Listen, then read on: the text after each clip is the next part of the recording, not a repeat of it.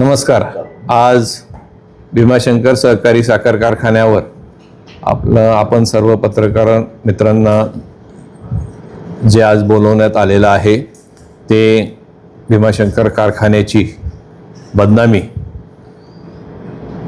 भीमाशंकर कारखान्याचं पूर्वी राहिलेले चेअरमन आणि आत्ताचा असलेले संचालक देवदत्त निकम जे करत आहे आणि शेतकऱ्यांमध्ये जो संभ्रम निर्माण करण्याचं काम स्वतःच्या लोकप्रियतेसाठी करतो आहे ते त्याचं खरं रूप तुमच्या समोर उघडं करण्यासाठी आज तुम्हाला मुद्दाम भीमाशंकर कारखान्यावर बोलवण्यात आलेलं आहे. काल एक आपल्या सर्वांच्या समोर पत्रकार परिषद झाली आणि त्या पत्रकार परिषदेमध्ये भीमाशंकर कारखान्याच्या काही 2-3 गोष्टींच्या विषयी चुकीची माहिती पुरवण्याचं काम देवदत्त निकम यांनी केलेलं आहे. आणि ते जे देवदत्त निकम ही जी शेतकऱ्यांची आणि सभासदांची दिशाभूल करतो आहे त्याच्यासाठी मी आज तुमच्या समोर काही कागदपत्रांसहित पुरावे सादर करणार आहे. गळीत हंगाम हा यावर्षी उशिरा सुरू झाला. अतिशय बरोबर आहे. गळीत हंगाम हा यावर्षी 20 नोव्हेंबरला सुरू झाला. गेल्या वर्षी हा गळीत हंगाम 7 नोव्हेंबरला सुरू झाला होता. यावर्षी 13 दिवस उशिरा गळीत हंगाम सुरू झाला. हा सरकारचा निर्णय होता. याच्यात भीमाशंकर सहकारी साखर कारखान्याने गळीत हंगाम उशिरा सुरू केला आहे असं बिलकुल नाही. राज्य शासनाने घेतलेला निर्णय आहे. राज्य शासनाने घेतलेल्या निर्णयाला अनुसरून हा जो उशिरा 13 दिवस सुरू झालेला आहे. परंतु तुम्हाला पत्रकार मित्रांना क्लिअर कट सांगतो की 13 दिवस जरी कारखाना उशिरा सुरू झाला असला तरी आमचे सर्व अधिकारी आणि कर्मचारी यांनी यावर्षी भीमाशंकर कारखान्याला जवळजवळ 114 दिवस झालेले आहेत. या 114 दिवसामध्ये 9,44,300 मेट्रिक टन इतका ऊसाचं गाळप आम्ही केलेलं आहे. गेल्या वर्षी जो कारखाना 7 नोव्हेंबरला चालू झाला आणि 13 मार्च पर्यंत म्हणजे आज मी 13 मार्च 2025 आणि 13 मार्च 2024चं कंपॅरिझन सांगतोय. गेल्या वर्षी 9,37,290 मेट्रिक टन ऊस आत्तापर्यंत कारखाना 13 दिवस अगोदर सुरू होऊन सुद्धा जवळजवळ 7,010 मेट्रिक टन यावेळेस ऊस जास्त गाळप झालेला आहे. म्हणजे कारखाना उशिरा सुरू जरी झाला असला तरी अधिकारी वर्गाने आणि सर्व कर्मचाऱ्यांनी इतकं चांगलं काम केले की कारखान्याचं गाळप जे ॲव्हरेज जर पकडला 13 दिवस उशिरा चालू झाला असला आणि आज 7,010 मेट्रिक टन जास्त ऊस गाळप जवळजवळ 1,00,000च्या पुढं मेट्रिक टनाचं ऊस गाळप आपण उशिरा सुरू होऊन सुद्धा जास्त केलेला आहे.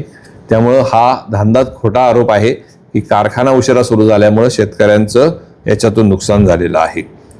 दुसरी एक गोष्ट जी चर्चेमध्ये कालच्या याच्यात आली त्याच्यामध्ये सांगितलेलं आहे 2020 आणि 21 महिन्याचे ऊस झालेले आहेत. अतिशय खोटा आणि निराधार आरोप केला जातोय. तुम्हाला मी सांगतो यावर्षी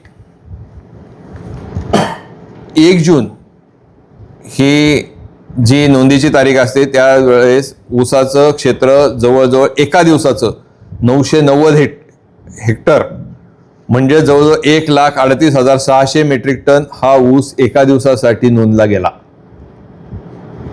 आणि ज्याला आडसाली असा ऊस म्हटला जातो की जो जून महिन्यापासून ऑगस्ट महिन्यापर्यंत ज्याची नोंद केली जाते तो आपल्याकडे 6,174 हेक्टर हा ऊस नोंद झालेली आहे.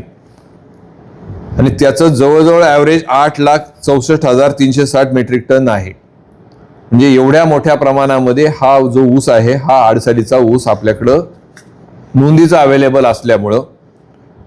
आणि दुसरी एक गोष्ट यावेळेस विघ्नर सहकारी साखर कारखाना थोडासा कमी गाळप क्षमतेने चालल्यामुळं अतिरिक्त जो भार आहे तो भीमाशंकर सहकारी साखर कारखान्यावर आला आणि तरी सुद्धा भीमाशंकर सहकारी साखर कारखाने अतिशय क्षमतेने, म्हणजे गेल्या वेळेस जवळ 7,500 ते 600 मेट्रिक टन दररोज जो गाळप होत होता, यावेळेस जवळजवळ ॲव्हरेज आमचं गाळप जे आलेलं आहे 8,280 मेट्रिक टन प्रत्येक दिवसाचं हेक्टरी, म्हणजे प्रति मेट्रिक टन गाळप आम्ही 8,280नी कारखाना दर दिवशी चाललेला आहे. त्यामुळे अतिशय क्षमतेने आणि कार्यक्षमतेने कारखाना चाललेला आहे.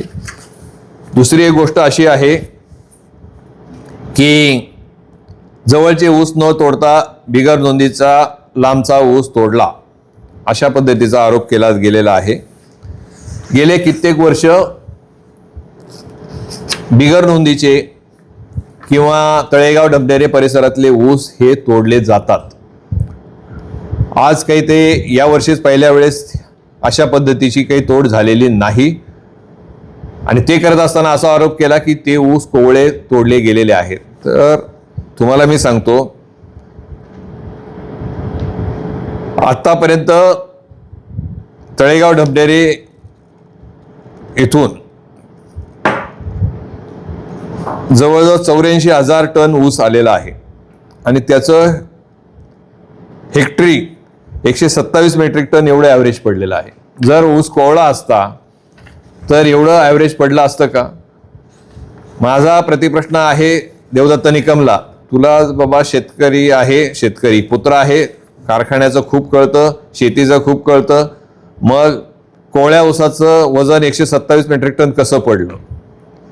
हा 86,032 जातीचा ऊस आम्ही आणलेला आहे आणि शेवटी ऊस तोडत असताना कारखान्याचा सर्वसाधारण विचार करून ऊस तोडत गाळप करावं लागतं. एका वेळेस जर कारखान्याच्या परिसरातला जर ऊस तोडून आणला किंवा तालुक्यातलाच ऊस तोडला आणि बाहेरचा ऊस आणला नाही तर कारखाना लवकर बंद होऊ शकतो आणि किंवा मग नोकेन होऊ शकतो. त्यामुळं कॉम्बिनेशनमध्येच नेहमी ऊस तोडावा लागतो आणि त्या पद्धतीने कॉम्बिनेशनमध्ये हा ऊस तोडण्यात आलेला आहे. आता अजून एक प्रश्न असा आला की पराग कारखान्याला शेती कमिटीच्या मीटिंगमध्ये जो निर्णय झाला, त्या मीटिंगमध्ये पराग कारखान्याला ऊस देण्याचा निर्णय झाला. कुठल्याही शेती कमिटीच्या मीटिंगमध्ये ठराव झालेला नाही. शेती कमिटीच्या मीटिंगमधला ठराव हा तुमच्या समोर आहे. शेती कमिटीची जी मीटिंग झाली 2 मार्च 2025, ठराव क्रमांक 7, त्याची सत्यप्रत तुम्हाला मी देतो. त्याच्यामध्ये क्लिअर कट उल्लेख आहे, जुन्नर व शिरूर तालुक्यातील 50,000 मेट्रिक टन ऊस इतर कारखान्यास ऊस गाळपासाठी देण्याकरिता इतर कारखान्यांशी संपर्क साधण्यात यावा व इतर संपर्क कारखान्यांशी करताना त्या कारखान्याने आपल्या कारखान्या एवढा ऊस दर देणे अपेक्षित आहे, असे सर्वानुमते ठरले. कुठल्याही परिस्थितीत परागचा उल्लेख नाही. संचालक मंडळामध्ये शेती कमिटीत निर्णय झाला. कार्यकारी संचालकांना सांगितलं गेलं, तुम्ही प्रत्येक कारखान्याच्या एमडींच्या बरोबर, कार्यकारी संचालकांच्या बरोबर बोला. आमचे कार्यकारी संचालक ढगे साहेब प्रत्येक कारखान्यांच्या कार्यकारी संचालकांच्या बरोबर बोलले. कुठल्याही कारखान्याने समर्थता, भीमाशंकर कारखान्याच्या एवढा ऊस दर, समजून घ्या तुम्ही, भीमाशंकर कारखान्याच्या एवढा ऊस दर घेऊन कुठलाही कारखाना ऊस घ्यायला तयार झाला नाही. केवळ पराग कारखान्याने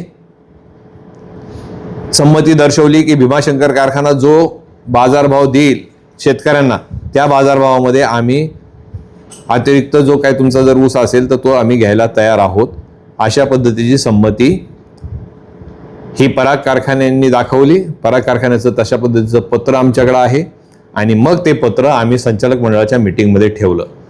संचालक मंडळाच्या मीटिंगमध्ये देवदत्त निकम, इथं सगळे संचालक समोर उभे आहेत, इथं तुम्ही विचारू शकता, देवदत्त निकमनी कुठलाही विरोध केलेला नाही.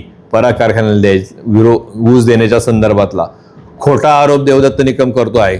जर देवदत्त निकमनी अशा पद्धतीने जर कुठं विरोध केला असेल तर त्याला शेवटी तो म्हणत असेल की मी बोललो, माझी नोंद करून घेतली नाही. चेअरमन राहिलेला माणूस आहे, जर त्याला काही बोलायचं असेल, त्याची नोंद जर घेतली असेल तर लेखी द्यावं लागतं. एवढं तरी ज्याला चेअरमन राहिला त्याला थोडंफार तरी डोकं असावं लागतं. कुठल्याही परिस्थितीत तुम्ही विचारा, तुम्हाला देखावलं का लेखी त्यांनी कुठलाही विरोध नोंदवलेला नाही. त्यामुळे देवदत्त निकम हा कारखान्याची बदनामी करून खोट्या पद्धतीने ह्या पद्धतीच्या अफवा पसरवण्याचं काम करतोय. अशा पद्धतीने काहीही गोष्ट घडलेली नाही. आणि जो काही निर्णय घाला तो शेतकी कमिटीची शिफारस संचालक मंडळामध्ये दिला आणि आत्तापर्यंत त्या निर्णयाला अनुसरून खूप काही ऊस आम्ही जरी 50,000 मेट्रिक टन म्हणत असो तरी गेलेला नाही. आत्तापर्यंत जास्तीत जास्त 6,679 टन इतकाच ऊस पराग कारखान्याला गेलेला आहे. त्याच्यात कुठल्याही परिस्थितीत जास्त ऊस काही कारखान्याला गेलेला नाही. आता त्याचबरोबर जानेवारी महिन्यामध्ये संचालक मंडळामध्ये हा विषय झाला होता, अजिबात झालेला नाही. ऊस कमी पडेल असं सांगितलेलं नाही, फक्त आम्ही एक सांगितलं होतं. शेवटी चर्चा झाली, त्यावेळेस आम्ही सांगितलं होतं आपल्याला कॉम्बिनेशनमध्ये ऊस तोडावा लागतो. त्यामुळे दोन्हीतलं कॉम्बिनेशन तयार करून हा ऊस तोड चालू आहे. कुठल्याही परिस्थितीमध्ये कारखान्याच्या परिसरामधला ऊस किंवा तालुक्यातला ऊस हा मागे राहणार नाही. आता तुम्हाला आज मी सांगतो, आजच्या मितीला आम्ही जी काही तोड दिलेली आहे किंवा जो तोड चालू आहे याच्यामध्ये 214 हेक्टर ऊस तालुक्यातला शिल्लक आहे नोंदीचा. किती? 214 हेक्टर ऊस चालू आहे आणि कुठल्या परिस्थितीत 21 महिन्याचा ऊस झालेला नाही. कारण की हा जो ऊस आहे याची जी लागवड आहे ही ऑगस्ट मधली लागवड आहे. समजलं? ऑगस्ट मधली लागवड, ऑगस्ट पासून जर आजचा जर मोजलं तर 19 महिने झालेले आहेत. कुठल्या परिस्थितीमध्ये 21 महिने झालेले नाही. देवदत्त निकम खोट्या पद्धतीने सांगतोय की आतापर्यंत 19-20 महिन्यामध्ये आम्ही तोड केलेले आहेत आणि त्याला आम्ही सगळ्यांना शेतकऱ्यांना सुद्धा सांगितलं होतं आणि शेवटी शेतकऱ्याचं हित जोपासणारच हा कारखाना आहे. त्यामुळे कुठल्या परिस्थितीत शेतकऱ्याचं नुकसान होईल अशा पद्धतीने सांगितलं जात नाही. आता दुसरी एक गोष्ट असं सांगितलं गेलं की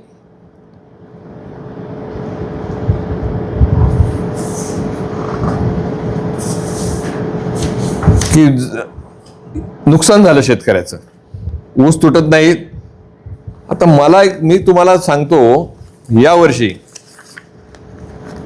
आतापर्यंत जो ऊस तुटलाय गेल्या वर्षाचा ॲव्हरेज किती आहे माहिती आहे तुम्हाला?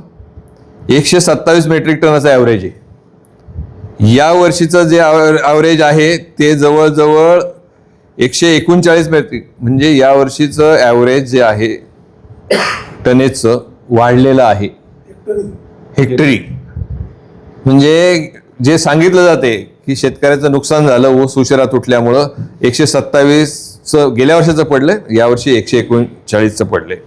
तुम्हाला दुसरी एक सांगतो, या वर्षीची सरासरी रिकव्हरी ही 11.93 आहे. गेल्या वर्षी होती 11.79 आजच्या तारखेला. म्हणजे रिकव्हरी सुद्धा वाढलेली आहे. कुठल्याही परिस्थितीमध्ये, कारण या रिकव्हरीचा फायदा शेवटी शेतकऱ्याला बाजारभाव मिळण्यासाठी होत असतो.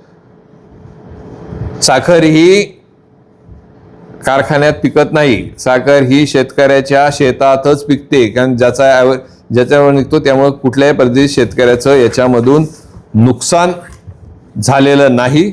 आणि अशा पद्धतीचे जे धांदात खोटे आरोप केलेले जातात हे शेतकऱ्यांना फसवण्याचे, शेतकऱ्यांच्या स्वतःची लोकप्रियता वाढवण्यासाठी केलेले चुकीचे आरोप आहेत.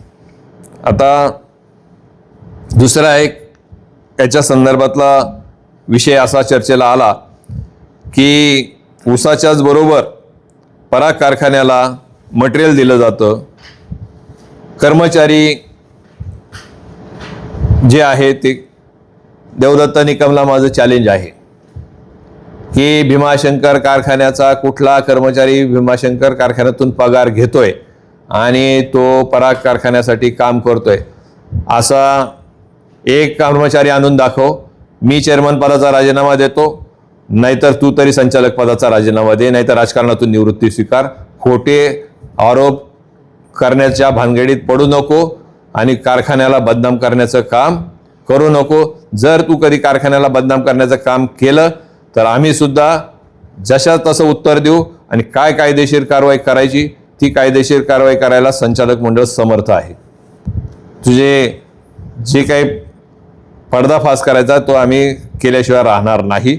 आणि पत्रकार मित्रांना सुद्धा माझी विनंती आहे, अशा भूलथाप काढणाऱ्या माणसाच्या किती प्रसिद्धी द्यायची हे तुम्ही तुमचं ठरवणं गरजेचं आहे. आता दुसरी गोष्ट, स्क्रॅपच्या विषयाच्या संदर्भातला एक विषय आला की भीमाशंकर कारखान्यामध्ये स्क्रॅपचा खूप मोठा घोटाळा जातोय आणि मग ते काय अक्काचं विकाचं काय नावन ते सांगण्याचं. अतिशय मूर्खपणाचा हा विषय आलेला आहे.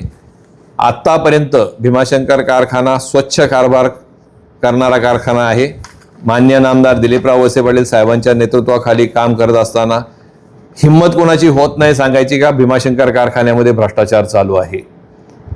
जो माणूस चेअरमन म्हणून या भीमाशंकर कारखान्याचा राहिलेला आहे त्याला हे सगळं माहिती आहे की स्क्रॅप कशा पद्धतीने स्क्रॅपचं टेंडर किंवा त्याचा लिलाव होतो.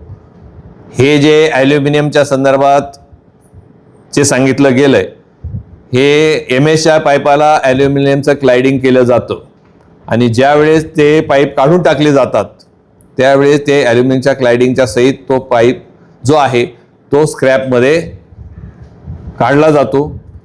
तो आजपर्यंत देवदत्त निकम या कारखान्याचा चेअरमन असताना सुद्धा अशाच पद्धतीने ॲल्युमिनियम क्लायडिंग केलेलं ॲल्युमिनियम वेगळं करून विकलं गेलेलं नाही. यावेळेस सुद्धा जे टेंडर झालं किंवा जो लिलाव झाला तो लिलाव होत असताना गव्हर्नमेंटच्या व्हॅल्युअरनी त्याची प्रत्यक्ष पाहणी केली.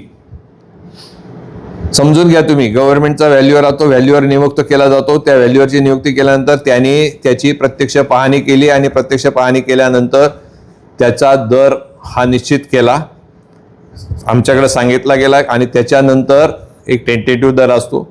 त्याच्यानंतर आम्ही संचालक मंडळामध्ये याची सगळी मान्यता घेतलेली असते आणि मग त्याच्यानंतर याचं टेंडर निघलं जातं. हे टेंडर गेल्यानंतर प्रत्येकाला त्याचं इन्स्पेक्शन करण्याचा अधिकार असतो. जे मटेरियल तिथं आहे त्याचं इन्स्पेक्शन करण्याचा अधिकार प्रत्येकाला असतो. जे टेंडर घेतात त्यांना किंवा संचालकांना सुद्धा असं जर वाटलं की याच्यात चुकीचं आहे कुणालाही आम्ही अडवलेलं नाही.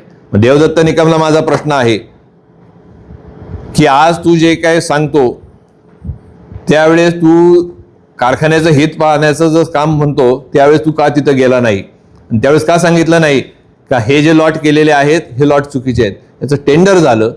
हे टेंडर झाल्यानंतर ज्या पद्धतीने जे टेंडर झालेलं आहे त्याच पद्धतीने त्या MS पाईपला असलेले ॲल्युमिनियमच्या क्लायडिंगचं टेंडरमध्ये त्याच पद्धतीने होतं आणि त्याच पद्धतीने त्याची विक्री झालेली आहे. कुठलाही भ्रष्टाचार याच्यामध्ये झालेला नाही. अतिशय चुकीचा आरोप देवदत्त निकम स्वतःची लोकप्रियता वाढवण्यासाठी आणि कारखान्याला बदनाम करण्याचं काम या निमित्ताने करत आहे. दुसरी एक गोष्ट, पुन्हा पुन्हा हा प्रश्न येतो. काय प्रश्न येतो की जे काही शिरूर आणि त्या भागातले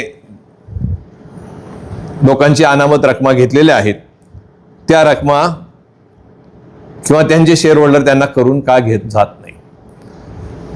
2008 साली 27 डिसेंबर 2008 रोजी झालेल्या वार्षिक सर्वसाधारण सभेमध्ये पोट नियम दुरुस्तीचा प्रस्ताव तयार झाला. या लोकांना शेअर होल्डर करून घेण्याच्या संदर्भातला आणि तो प्रस्ताव 18 मार्च 2009 रोजी साखर संचालकांनी नामंजूर केला. देवदत्त निकम या कारखान्याचा चेअरमन होते. ही सही आहे देवदत्त निकमनी आणि देवदत्त निकमनी जो नामंजूर केला साखर संचालकांनी तो स्वतः पाहून इथं त्यांनी सही केलेली आहे. देवदत्त निकमला जर 2009 साली हे माहिती होतं. पण 2009 पासून तास 2025 साल आहे. देवदत्त निकम काय झोपला होता?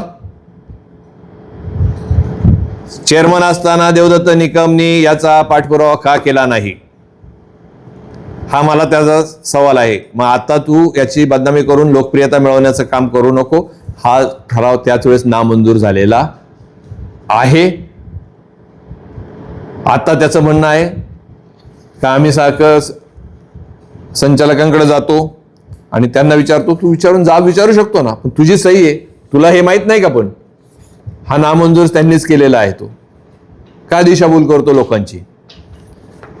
दुसरा एक विषय असा आला की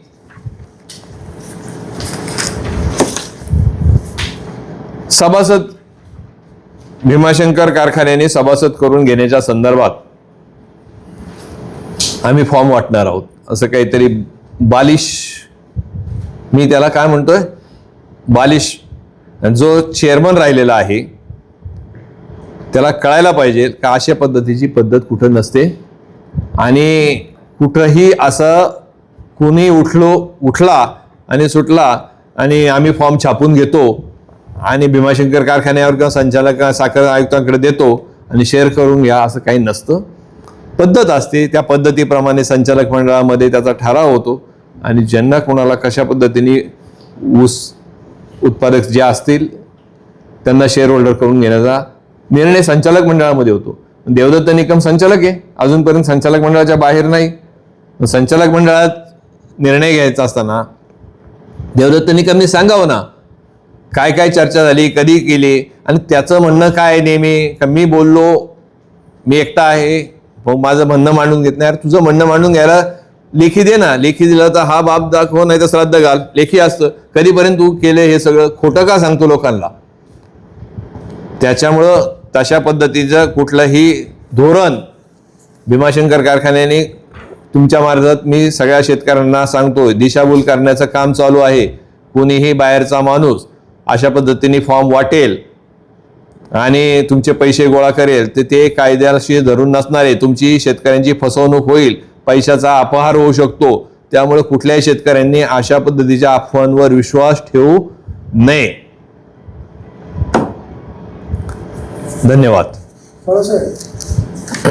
निकम काही वर्ष या कारखान्याचे चेअरमन राहिलेले आहेत. जर जाणून बुजून काही शेतकऱ्यांना सभासद केलं जात नसेल, ते सभासदाचा अर्ज देऊ शकतात, सोबत डीडी देऊ शकतात. अफरातफरीचा प्रश्न कुठे? बरोबर आहे ना. मी त्याच्यासाठी तुम्हाला क्लिअर कट याच्यासाठी सांगितलं की हा अर्ज जर करायचा असेल तर भीमाशंकर कारखान्याच्या अधिकृत फॉर्म वर करायला पाहिजे. जर एखादी कुणीही व्यक्ती आली आणि आम्ही फॉर्म छापून घेतले, ते भीमाशंकर कारखान्याचे फॉर्म नाहीत किंवा कुणाचे फॉर्म कुणी उद्या उठला, आणि अशी पद्धत कुठं नसते. सिस्टीम असते. सिस्टीममध्ये मी तेच सांगतोय की संचालक मंडळात तो ठराव करून किंवा आता आपल्याला शेअर होल्डर करून घ्यायचे, आपण हे फॉर्म वितरित करू किंवा लोकांना आव्हान करू. संचालक मंडळामध्ये जो ठराव होईल त्या ठरावाप्रमाणे इथं फॉर्म दिले जातील किंवा कळवले जातील कारखान्याच्या मार्फत किंवा तुम्हाला शेअर होल्डर करून घेण्यात तुमचा हा अमक्या अमक्या तारखेला ऊस आलेला आहे. आणि आम्ही याच्यापूर्वीची पद्धत आहे. याच्यापूर्वी आम्ही काय एमडी साहेब आपण काय कशा पद्धतीने कळवलेले लोकांना, जर शेअर होल्डर करून घ्यायचा असेल तर त्या पद्धतीने संचालक मंडळ ठराव झाल्यानंतर आम्ही त्यांना कागदपत्राची पूर्तता काय असते, सिस्टीम असते माहिती का? तुम्ही जो प्रश्न विचारला त्याच्यासाठी त्याचा मागणी फॉर्म घ्यायचा, त्याच्या कागदपत्राची पूर्तता करून घ्यायची आणि कागदपत्राची पूर्तता झाल्यानंतर त्याला मान्यता संचालक मंडळामध्ये द्यायची. आणि एकदा संचालक मंडळामध्ये त्याच्या कागदपत्राची पूर्तता करून मान्यता झाली की मग त्यांना सांगायचं की 15,000 रुपये तुम्ही कारखान्यामध्ये आणून जमा करा. आता बाहेरच्या कुणी व्यक्ती सुरू होईल आणि अशा पद्धतीने उद्या कुणी उठेल ना आणि अशा पद्धतीने सुरू करावं लागेल, हे चुकीचं आहे का? अफरातफर मी याच्यासाठी म्हटलं की एक संचालक आहे स्वतः भीमाशंकर कारखान्याचा, चेअरमन म्हणून राहिलेला माणूस आहे. अशा पद्धतीची वक्तव्य करून लोकांची शेतकऱ्याची दिशाभूल करू नको बाबा. बायलाच प्रमाणे जर त्या शेतकऱ्यांनी ऊस पुरवला आणि तुम्ही त्यांना सभासद करून घेत नसतील, त्यांनी फॉर्मॅटमध्ये अर्ज दिला आणि त्याचा डीडी सोबत जोडला, तर चुकीचं काय? अजिबात आहे बघा. आम्ही विषयांतर करू नका. माझी तुम्हाला अशी विनंती आहे की आम्ही असं म्हणत नाही की आम्ही सभासद करून घेण्याचा किंवा कोणाचा फॉर्मॅटमध्ये पद्धत जी आहे, ही जी पद्धत असते त्या पद्धतीप्रमाणे त्यांनी अर्ज केल्यानंतर आम्ही संचालक मंडळामध्ये त्याचा विचार करून कागदपत्राची पूर्तता करून घेऊ. पण बाहेर कुणी सुरू होईल उद्या आणि अशी वेगळी प्रथा पाडेल, सिस्टीम आहे का नाही? काही शिस्त, शेवटी कारखाना चालतो शिस्तीने चालतो, शिस्त ठेवायची का नाही ठेवायची?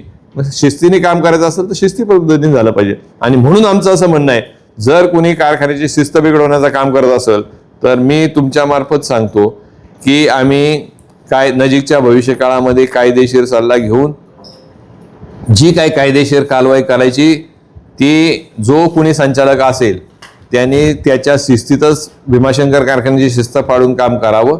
आम्ही जर शिस्त मोडून कोणी काही काम करणार असेल किंवा कारखान्याच्या हिताच्या विरोधी जर कोणी काही काम करणार असेल तर त्याच्यावर कायदेशीर कारवाई कशी करायची ते संचालक मंडळामध्ये आम्ही निर्णय घेऊ.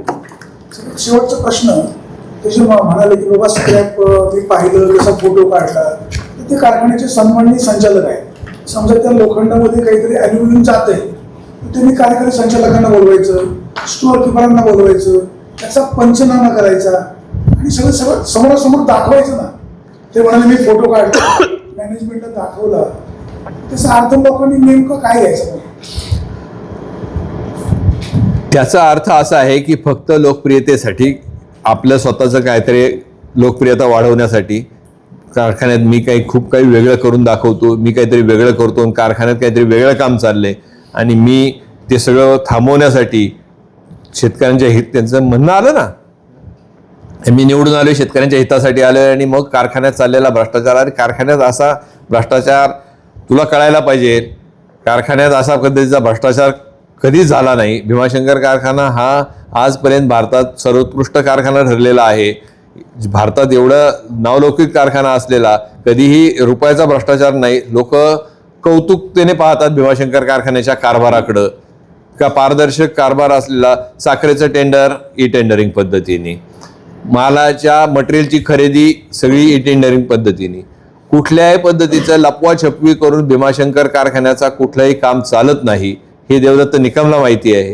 त्यामुळे खोटे आरोप करून कारखान्याला बदनाम करू नको, एवढंच माझं त्याला म्हणणं आहे. पॉलिटिकल पर्सन आहात, वेगळा विषय त्यांनी मग त्या पत्रकार परिषदेत मांडला की बाबा वार्षिक सभामध्ये गोंधळ घातला, नेत्यांना खुश केलं की पदं मिळतात.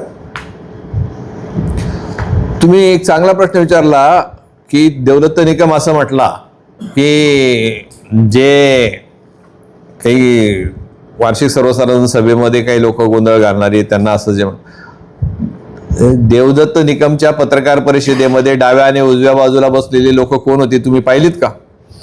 जे ह्या भीमाशंकर कारखान्यामध्ये पूर्वी काम करणारे कॉन्ट्रॅक्टर जे होते ना, तो एक कॉन्ट्रॅक्टर डाव्या बाजूला होता आणि एक कॉन्ट्रॅक्टर उजव्या बाजूला होता. ज्यांना यावेळेस टेंडर मिळाली नाहीत, जे ही टेंडर न मिळाल्यामुळे ज्यांची अस्वस्थ आहे, अशाच माणसांना घेऊन देवदत्त निकम कॉन्ट्रॅक्टर लोकांना घेऊन ह्या सगळ्या पत्रकार परिषदा घेतोय. तुम्ही म्हटले की रिसर डीडी देऊन आम्ही सभासद संचालक करू, मग ते आहे त्याचं कसं काय? फक्त आंबेगाव घेतलं मग मुद्दा आणि तुम्ही तुमचा विषय असा आहे, पत्र केलं ना बरोबर आहे. ते काय झालं झालं पाहिजे ना, कार्यक्षेत्रातलं मी सांगतो बघा, विषयाची काहीतरी गल्लत होते. दोन विषय वेगळे आहेत. पहिला विषय असा आहे की ज्या शेअर होल्डर लोकांचे, ज्या शेतकऱ्यांचे शेअरच्या रकमा अनामत घेतलेल्या आहेत, त्याचा ठराव 2008 साली जो झाला की त्यांना सभासद करून घेण्याच्या संदर्भातला कार्यक्षेत्राच्या बाहेरच्या, तर तो ठराव रद्द झालेला आहे. आणि आता जे देवदत्त निकमचं जे म्हणणं आहे ते काय म्हणणं आहे की आम्ही आता तो परत कोणाचे शेअरचे अर्ज करणार हे माहिती नाही, पण भीमाशंकर कारखान्याच्या संदर्भातला जो विषय आहे त्याची नेहमीची पद्धत अशी असते की जो ऊस उत्पादक शेतकरी आहे आणि जो ऊस उत्पादक शेतकरी आपल्या कारखान्याच्या भागातला आहे, ज्याला निर्णय झालेला आहे, तो त्याला आपण कार्यक्षेत्रातलं असं नियमाप्रमाणे असं कार्यक्षेत्र कारखान्याच्या कार्यक्षेत्रातील जी काही गावं असतील त्या लोकांना फक्त क्लिअर कट आहे आमच्या बायलॉज मध्येच आहे. कार्यक्षेत्र जे कारखान्याच्या कार्यक्षेत्रातील खालील गावांचे गावं कोण आहेत ती पण नमूद आहेत त्याच्यातली. कार्यक्षेत्राच्या परिसरातली जी गावं आहेत ना ती नमूद आहेत या बायलॉज मध्ये. तेवढाच लोकांचा विषय आहे. दुसरं एक असं की गेली कित्येक वर्षापासून कारखान्याचा समतोल राखण्यासाठी तळेगावचा ऊस आणा बाहेरचा ऊस आणावा लागतो. त्याप्रमाणेच आपण करतो ही टाकी बरोबर आहे. समतोल राखण्यासाठी. समतोल राखण्यासाठीच ना हा. म्हणून तर मी कॉम्बिनेशन मी इंग्लिशमध्ये म्हटलो आणि मराठीमध्ये त्याचा स्लायडिंगचं आपण म्हणायचं कोटिंग म्हणायचं हा पाईप त्याचं जे स्लायडिंग जे आहे त्याला कोटिंग असं म्हटलं जातं. 20-21 वर्षाचं ते जे तुम्ही बरंच मोठं बोलला थोडक्यात सांगा की काय म्हणजे ऊस शिल्लक ते बरंच सांगितलं. 21 महिने 21 महिन्याचं सांगितलं. 21 महिन्याचा जो ऊस विषय देवदत्त निकामने बरंच सांगितलं थोडक्यात सांगा. म्हणजे आम्हाला तो मुद्दा घ्यायचा. हा मग मी सांगतो की आधी आता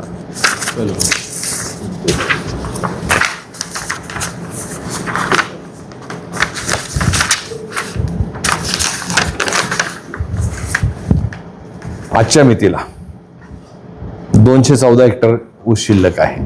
आज तो किती? 19 महिन्याचा आहे. तो ऊस हा टोटली 19 महिन्याचा ऊस आहे. त्याने आधी सांगितलं होतं काय तुम्ही ते उतारायचं वगैरे काय. म्हणजे तुम्ही व्यवस्थित सांगितले पण ते बरंच मोठं सांगितलं आम्हाला ते थोडक्यात सांगितलं ते लक्षात आलं. पहिला मुद्दा आता पहिला जो विषय असा आहे की ऊस उशिरा सुरू कारखाना हंगाम जरी उशिरा सुरू झाला तरी कारखान्यांनी जास्त गाळप केले त्यामुळं तो विषय संपला. तो क्लिअर झाला तुमच्याकडे मुद्दा. आता दुसरा जो विषय आहे तुमचं जे म्हणणं आहे की 19 महिन्याच्या ऊसाचा संदर्भातला क्लिअर कट मुद्दा झाला तो पण झाला. आता मी तुम्हाला असं सांगितलं की यावर्षी ॲव्हरेज टनेज हे जास्त भरलेलं आहे. ते जे टनेज आहे ते जवळजवळ 139 भरलेलं आहे. गेल्या वर्षी ते 122 होतं. 122 लिहा 27 म्हणलं हा ठीक 122 होतं. म्हणजे यावेळेस त्याच्यामध्ये वाढ झालेली आहे. म्हणजे शेतकऱ्याचं जे म्हणणं आहे की ह्याच्यात ऊस उशिरा तुटल्यामुळे शेतकऱ्याचं नुकसान झालं असं. ॲव्हरेज टनेजच जास्त आहे आणि रिकव्हरी सुद्धा या वर्षाची रिकव्हरी 11.93 आहे जी गेल्या वर्षी 11.79 होती. त्यामुळे रिकव्हरी सुद्धा वाढलेली आहे. या दोन्हीच्या साखर उतारा सुद्धा वाढलेला आहे आणि टनेज सुद्धा म्हणजे साखर उतारा वाढलाय आणि टनेज सुद्धा वाढलेले आहे. त्यामुळे शेतकऱ्याचं नुकसान झाले हे जे काही आहे जे सांगण्याचं. आणि तिसरी गोष्ट मी तुम्हाला सांगितली की विघ्नर सहकारी साखर कारखाना बंद असल्यामुळं त्याचा अतिरिक्त बोजा भीमाशंकर कारखान्यावर आला. सॉरी कमी क्षमतेने जो चालला सुरुवातीच्या काळात 3-3.5 हजार 4ने चालला त्यावेळी तो 6 हजारांनी ज्यावेळी कारण की काय झालं त्याचं कारण काय झालं की भीमाशंकर आपलं आंबेगाव तालुक्यातील जे विघ्नरचे जे ऊस उत्पादक शेतकरी होते त्यांनी ते दोन्हीकडे पण नोंदवतात. त्यांनी काय केलं इकडे ऊस घातला. मग शेवटी ते भीमाशंकरचे नोंदव केले त्यांना घ्यावाच लागला ना आम्हाला ऊस. नाहीतर मग काय लवकर काढायचा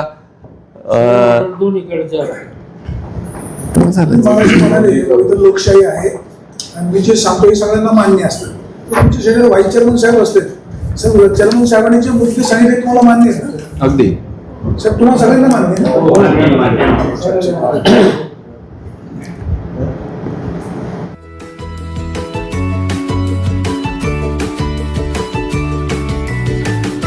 बातम्या शेतीच्या, बातम्या मातीच्या, बातम्या अन्यायाच्या, गुन्हेगारीच्या,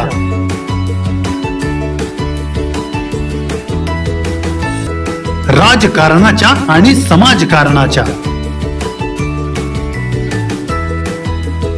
शोषणाविरुद्ध बुलंद आवाज, जनसामान्यांच्या हुंकाराची गाज, सत्कार्याला प्रोत्साहन, दुष्कृत्याला अनुशासन, निर्भीड, निस्पृह, सडेतोड, बेधडक आणि रोखठोक म्हणजेच विघ्नहर टाइम्स, शोध बातमीचा, ध्यास सत्याचा. आपलं चॅनल, आपली बातमी. सबस्क्राईब तर कराच, पण बेल आयकॉनवर क्लिक करायलाही विसरू नका.